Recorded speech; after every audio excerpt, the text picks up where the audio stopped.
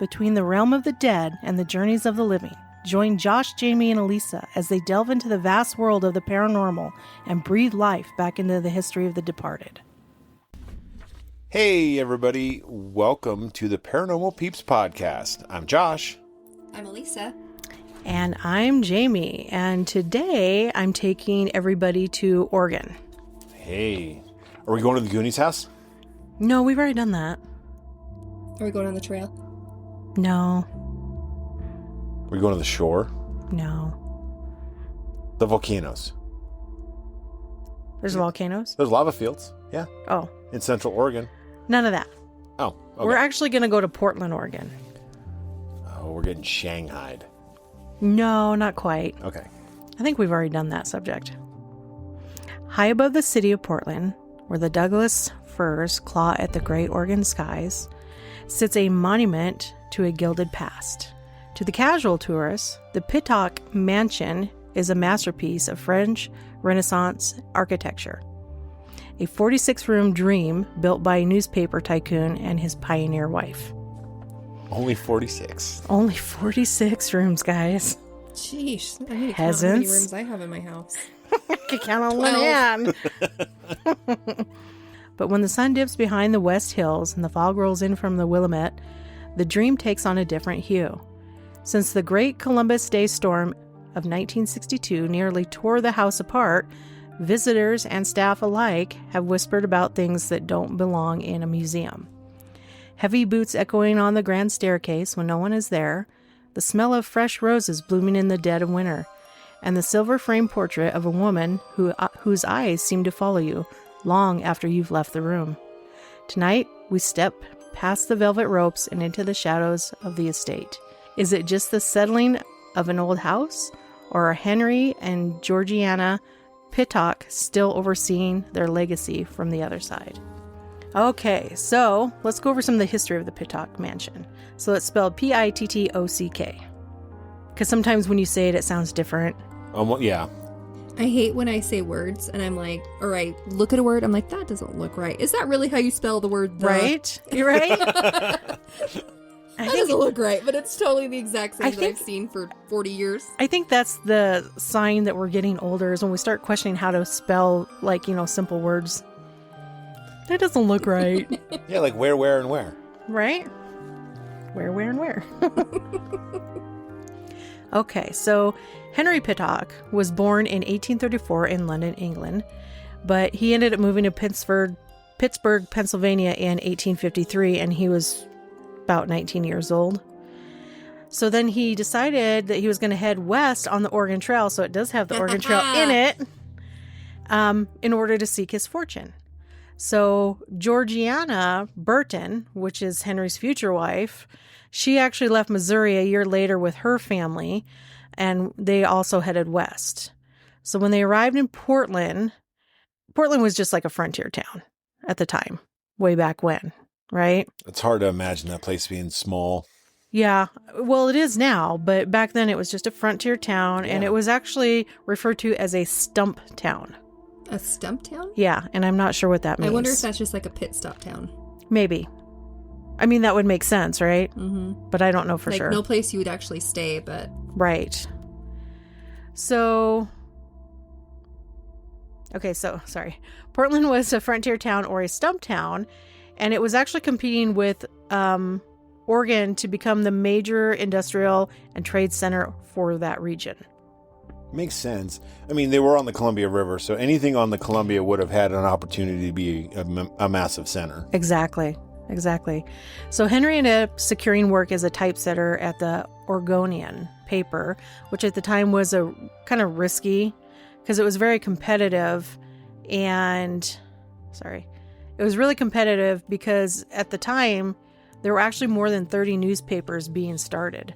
Oh, whoa. So it wasn't just the Oregonian, it was 30 others in competition with one another.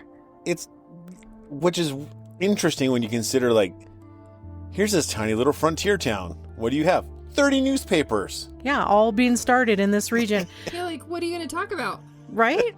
It's the 30 such other a newspapers or the 29 other newspaper companies that are trying to start up. why they suck, why we should be number one. But the Oregonian is still in print to this very day. So that's the true winner. That's the true winner right there. So Henry and Georgiana married on June 20th of 1860. And just 5 short months later, Henry was given complete ownership of the Oregonian, exchanged for his back wages. Can you imagine that? So they owe you back wages, and instead of giving you money, they sign over the entire newspaper to you.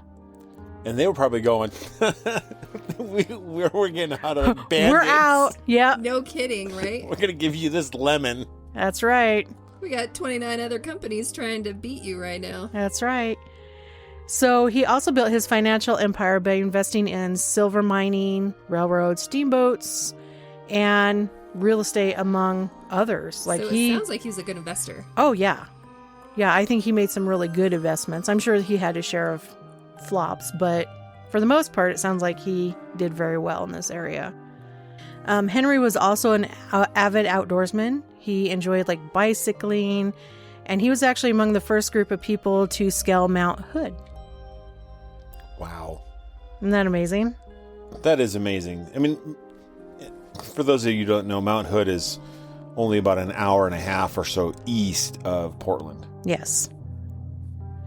So Henry's wife, Georgiana, became the founder of different charities and cultural organizations like the Women's Union, Ladies Relief Society, just to name a couple. So she had, her social calendar was full.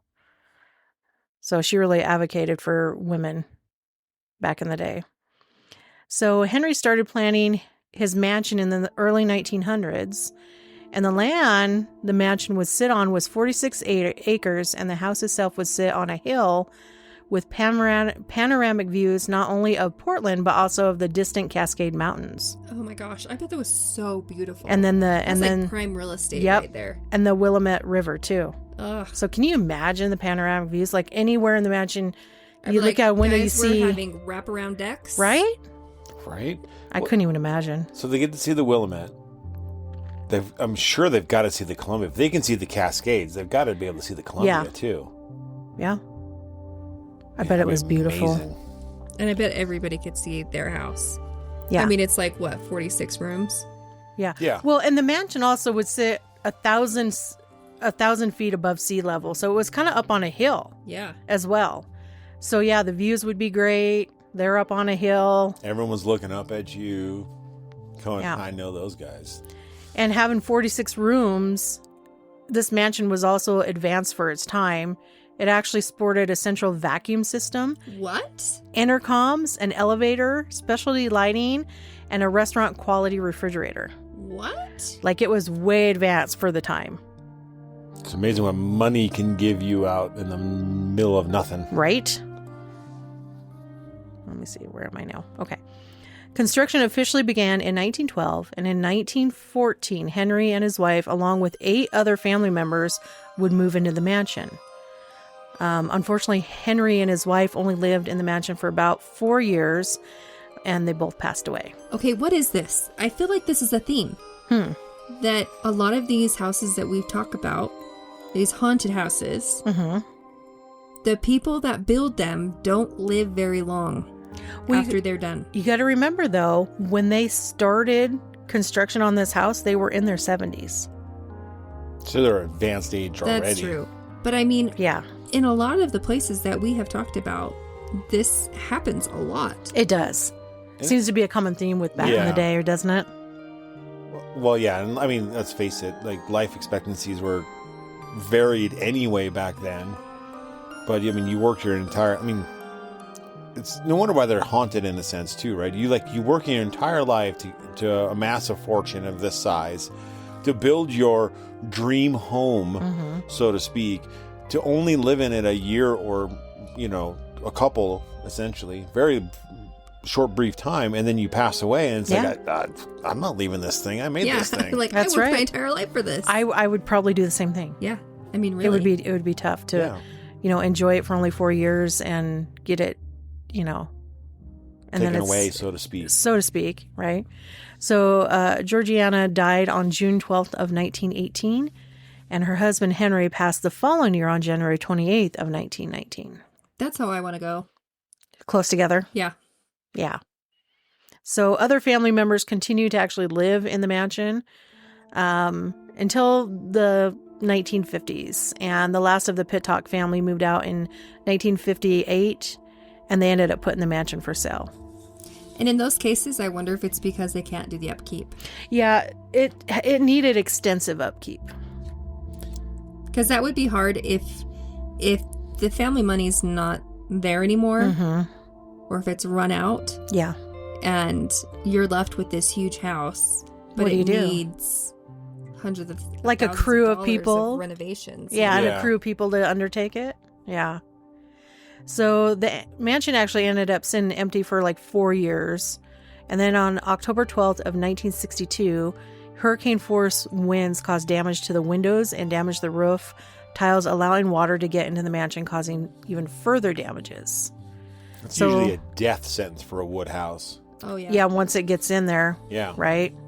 And it just sat there. I mean, think about it. The upkeep and the responsibility of a place like that, nobody wanted to take it on. It's a lot of work. If windows are breaking and the rain is coming in and it's Oregon. Yeah. It's the Oregon coast. That's right. And nature's going to start taking over. Yeah. So by 1964, the mansion fell into very poor conditions. And there was talk of actually tearing it down and turning it into a subdivision. But the citizens of Portland all rallied together, and they ended up helping the city raise the funds to purchase the property for $225,000. And $67,500 of that was raised by the citizens. Wow, that's pretty impressive. That's amazing. Yeah. The work that was needed would restore the mansion from a private residence into a public space, and that would end up taking about 15 months. I'm surprised it took that little. Right? Well, it depends on how, like, gung-ho everybody is, though. Well, and how many people you have working on it, right? In 1965, the Pittock Mansion opened its doors to the public, but now as a historic house museum. And finally, in 1968, the nonprofit Pittock Mansion Society was established to take on the responsibility of taking care of the collection and furnishing the mansion while also providing educational activities. And in 2007, the society would take over the day-to-day operations from Portland Parks and Recreation and continues to manage the mansion to this day. So it's been a museum for almost 60 years. It's a place, had I known about this place when we were in Oregon last year, We were right by Portland. I so would have went to this place, but Actually- I had never heard of it. Actually, we drove through Portland. I wonder Briefly. if you saw it Briefly. and you didn't even realize it. I don't think it's hard to say. I was trying to make sure we didn't die on the Interstate 5, so That's true. I couldn't look around a whole lot, but I mean Portland today is a sprawling city. So you'd have to know exactly which part of the city to look for to even find it on the hill. Yeah, I've seen pictures of this place. It's beautiful. It sounds beautiful. I wonder mean, if it still has all that acreage. it says it does. Oh, cool. So Yeah. it's still on 46 acres, which is Yeah, they says impressive. there's like hiking trails and everything Oh, that'd be through so there. cool. There's gardens. I mean, you name it. to Portland. Not this year. So to understand the ghost or the hauntings of this mansion, you first need to understand who lived and who worked there. So Henry and his wife, they were both in their 70s when they moved into the mansion, and they were both very active in their day-to-day lives. Henry continued to work at the paper almost until his dying day, and then his wife maintained her social calendar and her work. So they had 6 children who all survived to adulthood. Now, this is important because back in those days, a lot of kids didn't survive in adulthood. So, Yeah, late 1800s. yeah. Yeah. You'd at least have a couple that didn't make it. Yep. So, of their 6 children, all that survived was Catherine, Lucy, Henry Jr., Caroline, Georgiana, and Frederick. But they were all grown and had actually established their own lives and households by the time that the mansion was actually completed. So they never lived in the house. Well, I mean, at that time, they were probably in their 40s and 50s. So Yeah. I build a 46-room mansion. Here's the thing, though. His empire. Why Well, not? fair. Because, I mean, when you're at that point in your life and you've worked so freaking hard, you're like, let's just go all out. We have all this money. Let's Our just do kids it. are fine. Let's just go all out and build the dream house that we've always wanted. Why not? Why not? I would. I mean, I guess in the sense it's like, okay, let's build this dream. We're in our 70s, so let's build this massive mansion and hire the staff to clean it because we know we ain't doing it. Right. And we're all going to live on the main floor. In 4 rooms. Right. We'll just shut down the rest of the mansion in the off seasons. Open it up for special occasions. Right? So, the kids, their adult kids would, of course, visit the mansion, but they never actually lived there as children or even adults. And after their parents' deaths, they inherited the mansion, of course, but none of them wanted to maintain it. It's a lot to maintain. It's a lot. That's expensive. It's a massive house. Well, and you figure they had no emotional ties to it. Right. It's not like they grew up in the house. It's not their family home. They didn't make memories there growing up or And I'm sure anything they had else. their own jobs. And Yep. Yeah. So no emotional detachment or no emotional attachment. And that's why there seems to be no hauntings of any of their children reported at the mansion.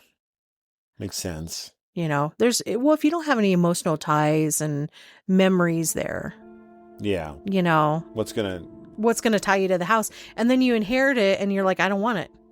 I don't want to maintain it. Yeah, I so want why- nothing to do with it. So why would you haunt something Why would you never haunt wanted? something you never wanted? Yep. Exactly. So there are reports of possibly the grandchildren of Henry and Georgiana who had visited the mansion when they were young and especially around the holidays. So there's one such haunting that's been reported time after time. It's that of a little boy believed to be one of the grandchildren. But another theory out there is that the boy might be the child of one of the servants who found a way to explore the mansion, which would explain his mischievous nature and playfulness. Well, think about this. So the servants weren't allowed to have their children there, but it doesn't mean that they, like today, some parents get, when kids have like spring break, they get put in a position of, what do I do with my kid? They're too young to be here by themselves, and I still need to I work. have to work. So, sometimes the kid goes to work with the parent. And let's face it, with the Pittocks being in advanced age, did they really even know? And were they even there half the time? I don't know. They were so busy in their day-to-day lives that Or if you it's just hard to stick say. him into a room that nobody ever goes on that side of the house. Well, the thing is I mean, it probably hung out in the servants' quarters. That The too. kid, if it was a servant's kid, it's probably going to be back in those areas. so did servants live in that house? It doesn't say that they lived there. I didn't have anything that said that they actually lived there. So, We'd have to go visit and find out. but the Pittock Mansion required a substantial staff to actually keep it running from day to day. They employed maids, a chauffeur, cooks, gardeners, and many other servants. The staff knew the mansion very intimately and knew every room, every hallway, every secret space of that mansion. So I could see former servants. Depending on how Haunting. they were treated, totally. Yeah. Yeah. So some of the phantom sounds that are reported are footsteps on the servants' stairs, clanging of pots and pans in the old kitchen, as well as the opening and closing of the doors. So, and these are believed to be residual in nature. It sounds like it. Yep. Just basically servants going about their usual daily routines, which would make sense. Yes, it would. Yeah. So one spirit that stands out is that of another little boy spirit that enjoys playing pranks on the living. So they call him the prankster boy. He is probably the mansion's most known spirit, and no one seems to know who the boy is because no child ever died in the mansion, during its construction or during the Pittock family's time there. There were no tragic accidents or illnesses within the mansion walls involving a child, but there are encounter after encounter that all describe the same spirit of a young boy thought to be around 8 to 12 years old. So I wonder if it could be like a neighboring, like something happened somewhere in the neighborhood. well, the neighborhood would be 46 miles or 46 acres away. Well, it doesn't mean that the house was 46 acres Right. from the front. Right. Right. Which I doubt it was. No, probably But- not. Maybe a couple of acres. But Yeah. But couldn't it also be residual, though? Unless we're talking about intelligent interactions. Well, This one sounds more intelligent Yeah. from what I'm looking at here. So he's described as wearing early 20th century clothing, like a cap and a jacket with like knee breeches. Okay. If you can picture that. Crazy enough, I can. Yep. He's also described as very energetic and very curious about the mansion's visitors. I mean, being a museum, you get a lot of people in and out there Right. during operating hours. So Okay, so I wonder, with it being a museum, are there objects in the museum Mhm. Yeah, that could be connected to this boy? could be. Very possible. Because, like, we've been to other mansions that are set up as museums. And a lot of times, the majority of items in the mansion aren't actually the family's items. They're just from the time period. Right, Right. exactly. Hmm. And we see that a lot. We do.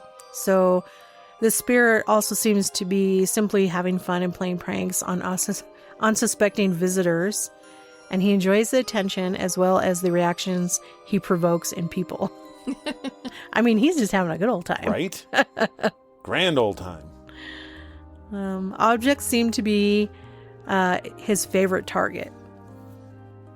So he likes to move them from where the staff will place them, and he likes to put them in different rooms, or he likes to turn them so that they are actually facing backwards. That's cute. It's a lot of fun. So tour guides have actually reported setting up a room for like the day, for like a display, and only to find all the items have been rearranged. So one tour guide actually reported placing a book on the table in a library, and she was positioning it for a photo. So then she stepped out of the room for less than a minute to go grab her camera, and when she returned, the book had actually been moved to entirely a different table in the library across the room. That's cool. That is cool. So, I mean, for a while you'd be like, did I place it there? Or I totally did would. I'd be like, you know what I "Hold on, mean? Wait a second. It'd be interesting too, though, because a lot of these museums have cameras. Did they catch any of this stuff on a camera, like on a video camera? Because imagine seeing the book sitting there and then it either moving Mm-hmm. or like absolutely disappearing and reappearing on a different table. Either one of those would be It would be really amazing, cool. right? Well, in all my research, though, I didn't find anything that had to do with any videos. bummer. But pictures are a different story. See, it's places like this where I'm like, just do a live camera Live feed. that everybody can watch at any time. They just have to log in. That would be amazing if they do 'cause that. I've Some places do. Some places do. Like, Yeah. there are libraries that do this. So I'm like, I think that would be cool to be able to see objects like that if they can capture them. That'd That be would be really neat. cool. So doors are another common source of pranks. So a lot of staff members, they will tell you, yeah, I've shut and locked the door, and then when they return, they will find the doors have been unlocked and open moments later. So there was one volunteer that reported closing and locking the door, only to hear it open up behind her moments later. When she turned around, she saw the door standing wide open with no visible sign of anybody anywhere. That's so cool. So the boy spirit seems to be very active in the servants' quarters and the back stairs. See, now this makes me wonder if this prankster spirit that they're talking about is the same as the boy spirit. Yeah. Right. It sounds Because Unless they're servants' different quarters. Yeah, I don't know. They don't describe what the other boy, like what the age is. age or what he's wearing or nothing. So I have no. I get the feeling it's one and the same. Right. Well, So. And they can go wherever they want. So it would make sense that it could be the one and the same. Yeah. So he's very active in the servants' quarters, and these areas would have been the perfect area for a young child to explore and not really be seen during the mansion's years of being occupied. So many people have reported the sounds of someone running up and down the stairs, much like that of a child playing, only to find no one there when they investigate. So, kids run up downstairs playing. Phantom footsteps. Yeah. Another frequent report phenomenon that is believed to be connected to the boy spirit is the sound of a child laughing that echoes through empty rooms. Staff members, tour guides, as well as the visitors to the mansion often describe the sound of a young child giggling where there are no children present. The laughter is reported to be as that of a happy child who is enjoying himself. I'm sorry. That would creep me out. Well, I think a lot of why we find it creepy is due to like shows and movies that we've watched where they have like a child's laughter. Oh, sure. I mean, yes, for sure. So honestly, when you hear child's laughter or someone describe it, you're thinking, ooh, creepy. But here's the thing for me, though. I actually do not believe in children's spirits. Yeah. I don't. Mm-hmm. So for me, that adds a level of creepiness to it. But what if it was somebody that just chooses to come back as a child? Portray themselves as a child, but they're not really a child. Right. And I'm not talking like a demon Right. or something bad. I'm just saying they were happy in their younger years, so they choose to represent themselves in the spirit world as younger when they come through to, the living. Right. Well, and that's what makes... And that there's always that possibility, right? But that's what makes these things hard to understand is like, are we dealing with someone who's doing that? Are we dealing with something that's not, but wants to represent itself as, and so like which way you're going. We don't know. In the same token though, too, these two things could definitely be residual, where you're just getting residual giggles and stuff like that. Well, because other family members lived there. Right. Until the 50s, right? So, I mean, they had all those years to raise children and have... And the servants, children, and all that stuff. It's just hard to say, though. Right. It doesn't say that children... Like, the grandchildren visited the home on holidays and on other occasions, but no children physically lived in that home. Or were raised in that home. Well, they said that no kids were killed or died. Right, but their 6 children were already grown by the time they moved in. And they don't, the servants... Other family members still lived there, though, until the 50s. Right, but they don't say who. Yeah. But I would assume if people are going to live in a house like that. And so another thing that I thought of was, so if... Say I die. I'm an adult. Say I die and I loved being a child. So I'm going to go back as being a child. Right. I don't know if you can really act like a child even though you're in the form of a child, because I'm not naive anymore. Mm-hmm. You know what I mean? Mm-hmm. And it's not like you lose all that when you die. You don't. So it would be hard for me to act like a child as an adult with an adult mind. Right, but like amongst living people, there are adults out there who act like children every day. It's a fetish for them, and they physically act like children. That's true. And they're good at it, which is really scary. That is very scary. Yeah. There's adults that act like babies and wear diapers and like... Ew, gross. Yeah. Exactly. And then there's people that act like... other things, and and some are really good at it, and that's... I know, but to have enough spirits that are children, it's hard for me to wrap my brain around that there's enough of those people that would want to be children in the afterlife, right, to act like that. Right. I don't think there's enough of them out there for as many probably not spirits that we like. I do believe that there are children spirits, yes. But I don't believe that there's like babies or little 5-year-old children roaming the earth with no one to take care of them. Well, unless it's residual. Residual is a totally different story. Exactly. Right. Well, that's what I mean. That's not really like a spirit. No, it's like an imprint. Yeah. Yeah. So that's what's hard for me to wrap my brain around. So it's like, if I didn't have the beliefs that I do, it would make sense. Sure. Children's spirits would make total sense. Yeah. But because I believe what I believe, it's like, It's hard to how wrap. do you wrap your brain around this? Yeah. Exactly. Well, in some cases, the laughter seems to be in direct response to something the living have done or said that the boy finds amusing. Okay, so that definitely sounds... It's intelligent, It's intelligent. but it still, the question is it really a kid? Right. Yeah. But still, I mean, can you imagine, like, being in a group of, in a tour group, and the tour guide says a joke, and it's like one of those jokes that just drops, right? Like nobody's laughing at it. Nobody's laughing. And then...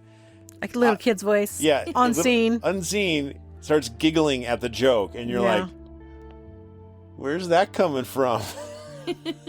That would be weird and cool. Right? And half the people would probably run out of the room. So one tour guide recalls of telling a group of guests about the mansion's young and playful ghost boy, only to have the distinct sound of a child's laughter ring out at that exact moment from the floor just above. And there was no other tour up there. Called it. And no children were present either. So it's as if he was kind of saying, yeah, I'm here and I hear you talking about me, like he's letting them know. So some visitors to the mansion have reported physical contact that they feel is the boy spirit. The interactions are never aggressive or painful, but rather they are described as a child seeking attention. People describe feeling a gentle tug on their clothing, and others report feeling a tap on their shoulder or back, but when they turn around to respond, they find that no one is there. Others have reported the feeling of a small childlike hand that briefly touches their arm or hand. That'd be kind of trippy. Trying to get your attention. Yeah. And I think we've all experienced that at some point. Yeah. Yeah. Clothing tugs, touching on the hands. Yep. Yeah. So there was one woman that was visiting the mansion with her young daughter, and she reported that her child kept turning around during the tour and saying that the boy was following them. The mother saw no one, but yet her daughter described the boy as wearing old-fashioned clothes, and he kept trying to show her things and was disappointed that the tour group wouldn't look where he wanted them to. As the mother and daughter were leaving the mansion that day, the daughter turned and waved goodbye to someone only she could see and said, "Bye, I hope you find someone to play with you." Oh my gosh. So, as a parent, I don't know what I would think if my little kid said something like that. Well, when we had something like that happen, though. Well, at home. Yeah. I mean, our son was like, I can't sleep. The boy keeps laughing at me. And I asked where the boy was, and he said outside his bedroom window. Freaky. Yeah. Be like, hey, you're sleeping in my room. Well, yeah, I think we did bring him upstairs. Yeah. For sure. So the boy isn't the only spirit to haunt the mansion. So many witnesses have reported encountering the spirit of both Henry and his wife. The most reported apparition is that of Henry's wife, and she's always seen in the master bedroom or near the master bedroom. So they describe seeing an elderly woman in period dress who is often standing at the window or sitting in a chair. One volunteer had reported arriving early to open the mansion and seeing a woman in a long dress standing in the master bedroom and gazing out the window at the view. The volunteer had thought that a visitor might have somehow gotten in before opening hours, and the volunteer hurried up the stairs only to find that the room was empty and still locked. Oh, wow. Wait, so she saw someone go outside. into the room? No, she saw them from outside. So she arrived early to open up the mansion for the day, for tours and everything. And she looked up and she saw an old elderly woman looking out the window. And so she thought someone got in, right? Yeah. So she hurries upstairs only to find the room is locked and then there's no one in there. God, that's so cool. And that was in the I master wanna bedroom. See something like that. I do too. Right? These are like gold mines. Yeah, like, I mean, how many times have we've been to old buildings or been by old mansions and stuff like that, and I always look in the windows, take pictures of the windows, totally. like hoping to see something. Zoom in and all the All of windows, it. make sure. Yeah. I'm always disappointed. Multiple pictures, everything. And no, yet to this day, Okay, nothing. so for me, in 2017, when we showed up at Waverly and we were dividing up into groups and it was dark Right. out and we were all in our groups, but we hadn't gone in yet. And I looked up, I saw what looked like a kid leaning over and looking down at all of us. And then he went back really fast. They were always so fast. It was fast, like lickety split fast. Like, I mean, Like in the blink of an eye fast. but then I was like, I couldn't wait to get in there. I was like, oh my gosh, let me in. I was like, I'm gonna poop my pants. And I'm like, let me in. I was like, hurry and let me in or I'm going to climb up the outside wall, So, because all those spaces up there, they're open. Right. The big, tuberculosis, yeah. So, yeah, it was pretty cool. Okay, so hold on. So other witnesses have actually smelt roses in the master bedroom where no flowers are present. So Georgiana was known for her love of gardening and maintained impressive rose gardens at the estate. When roses are smelled, they are often contributed that it's a sign that Georgiana is near. Some believe that her spirit remains in the mansion because in life she had so little time to actually enjoy it, which would make sense. That would make total Right. sense, yeah. Like, it was built, they were in their 70s already, and they move in and they get it for 4 years and then they pass away. Right. Like, all that planning, all that waiting. All the anticipation, and then the joy of getting in there, and then it's just gone. Henry Pittock's spirit is often reported in what is his study. So his study overlooked the formal gardens and the city below.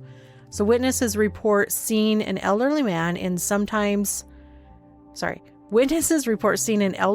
that is sometimes sitting at the desk and other times is reported standing at the window. One detailed account comes from a paranormal investigator who was actually documenting the mansion after normal operating hours. She was photographing the study from the doorway and her camera captured what looks like a translucent man standing by the window.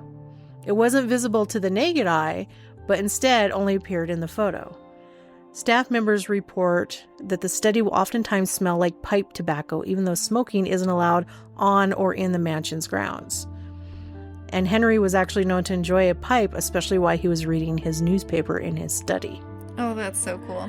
People believe that Henry's spirit, like his wife, remained at the mansion because he worked his entire life to build his estate and empire and got such little time to enjoy it before his death. So several witnesses have reported seeing two ghostly figures standing together at different windows in the mansion. They appear to be gazing out at the beautiful views. The figures appear to be elderly and appear to be standing close in a way that makes you believe that they have been in a long relationship and are close. Oh, that's so sweet. So it's believed that it's Henry and his wife. I mean, why not? It's like a Right? paranormal love story. Right? I know. So a security guard doing his rounds late one night had reported seeing the couple standing at the window of the Turkish smoking room. He said he could see them very clearly from the outside of the mansion. Thinking that people had actually broken in, the security guard rushed in only to find all the doors and windows were locked and there was no one in the smoking room. These sightings are believed to be that of Henry and his wife enjoying the mansion they loved together. Beyond the Pittocks and the young boy's spirit, there is a wide range of the paranormal phenomena that can't defy an easy explanation. The sound of heavy footsteps is one of the most common, as well as the sound of women's heels on the hardwood floors. Other sounds would include furniture being moved or rearranged, doors opening and shutting when no one is near them. There's also music playing from an unknown or seen force, voices that are engaged in a conversation that is too faint to make out what is being said. The clanging of pots and pans in the basement kitchen when no one is present is also heard. So They'll sound really residual. I think they are. I think it's just like the servants going about their daily tasks. Yeah. They had a very, cut out routine that they followed day in and day out. So, yeah. Yeah, moving furniture, cleaning underneath it. Mm-hmm. Pots and Lots of pans. hands. People walking Yep. up and down the halls. All those things, right? Yep. So cold spots are a frequent occurrence as well. So some rooms have the feeling of being heavy or oppressive, as if the air is very thick. So some guests have reported feeling like someone is putting pressure on their chest and find it difficult to breathe. So when they leave the room, that feeling goes away. I wonder if that's because they're in a space they're not supposed to be in.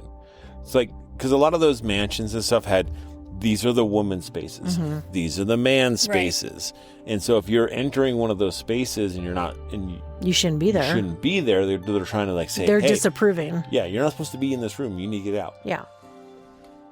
So the mansion has a small elevator that was actually designed for accessibility purposes. So a lot of the times the elevator will operate when no one is inside. So staff have reported hearing it go up and down when no living person is using it and the mansion is actually closed. Oh, that's cool. So I wonder what kind of elevator it is. It's just really tiny. Old, tiny elevators. Yeah, it is. The gate closes and yeah, I think so. That's from what they describe it is. That's so cool. So gotta pull the old fence back. Right? That's so cool. So a lot of visitors to the mansion have captured strange things in their photographs. While some can actually be explained as dust or lens flare, others are harder to just dismiss. One such visitor had taken a photo of the formal living room and captured what looks like a translucent woman sitting in one of the chairs. Yet no one was sitting in that room when they took the picture. In fact, no one was in the room but them, so... That's so cool. So the figure appears to be in period dress, and another visitor captured an image of a face that is peeping out from the second-story window. The photo was taken from the outside of the mansion. When he went into the mansion to investigate, all the rooms on that floor were roped off to the visitors and all empty. So several other photographs show what looks like shadows of people in rooms and hallways when there is no one present. These shadow figures seem to be aware of being seen and often appear in the periphery of the images.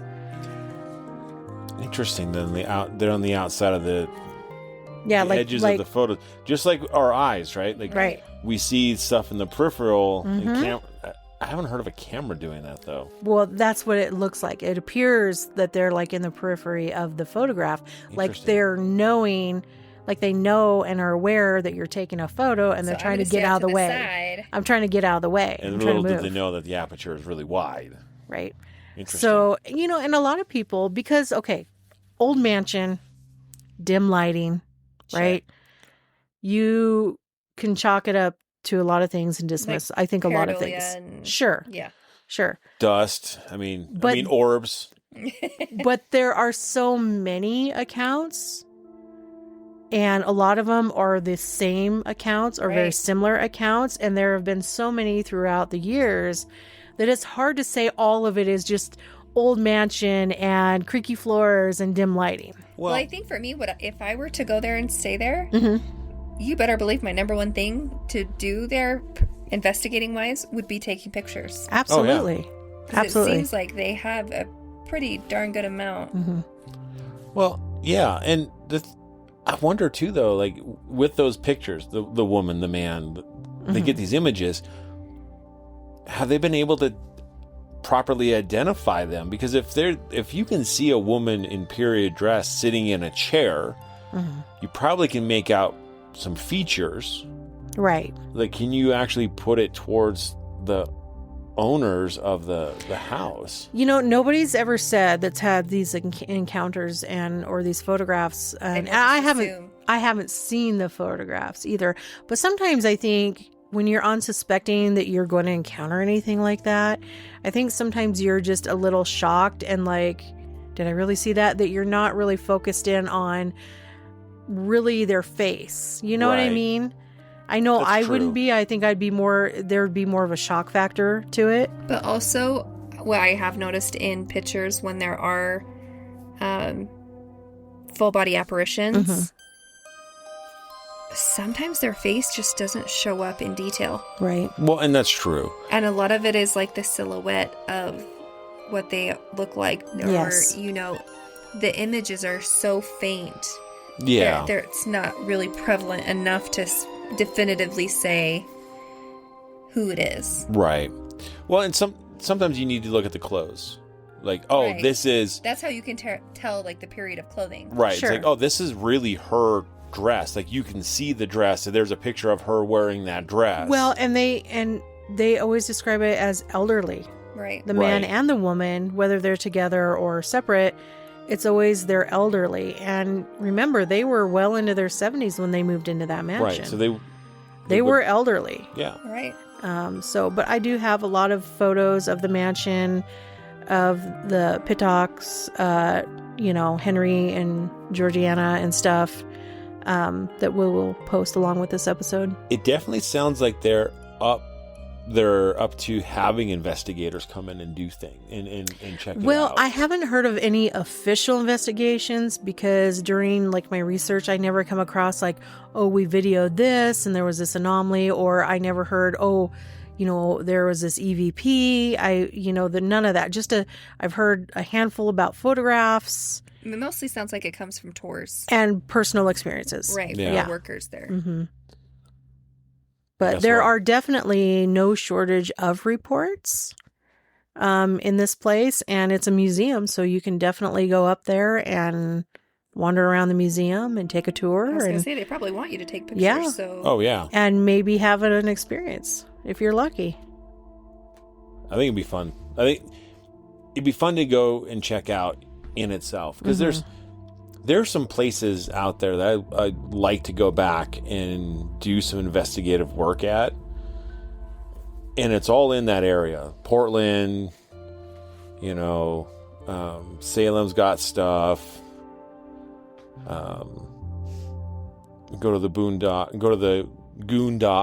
Goondocks. I mean, so there is some fun stuff out there to go check out again. Actually, there's quite a bit. When we went, not only the Goonies house and some of the filming locations, but we went in that old house, remember? And we got to go through place that. Was so neat. It was beautiful. Yeah, that was the river captain's house. Mm-hmm. So he was an expert pilot for riverboats going up the Columbia. Yeah. And wow. and so he would help ships get up the Columbia. That's how he made his fortune. Mm-hmm. And he So was I'm a beloved assuming person. Their house is by the river. No. No? So No. in the opening scene of the Goonies when they're coming down the hill, Yes. and they go and his dad's working at the Lowering the flag? at the museum, lowering the Yeah. flag. That's the house. That's the house. Really? Yeah. That's the house. Oh. So, and that was an interesting place. They were super wealthy, very much the helpers of everybody, though. Everybody loved him. Everybody loved them. And But I think that going to the Pittock Mansion, if you go to Portland, and then you can go to Astoria and see the Goonie stuff as well, I mean, you could definitely make a trip of it. Bring your camera. Easily. Bring your camera, bring your digital recorder. Even if you just wander around with it on. Yep. Doesn't matter. You don't have to officially investigate, but you might get something. yeah, exactly. If you've been to the Pittock Mansion, had any experiences, or just done the tours, let us know. What did you think of it? Did you guys have any experiences at it? And as always, stay ghosty, my peeps.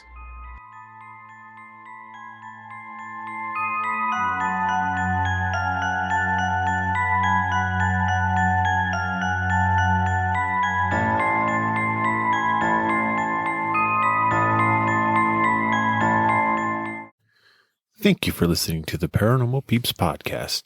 You can find us on social media at Twitter at CPR Paranormal, on Facebook at Paranormal Peeps Podcast and Cold Spot Paranormal Research.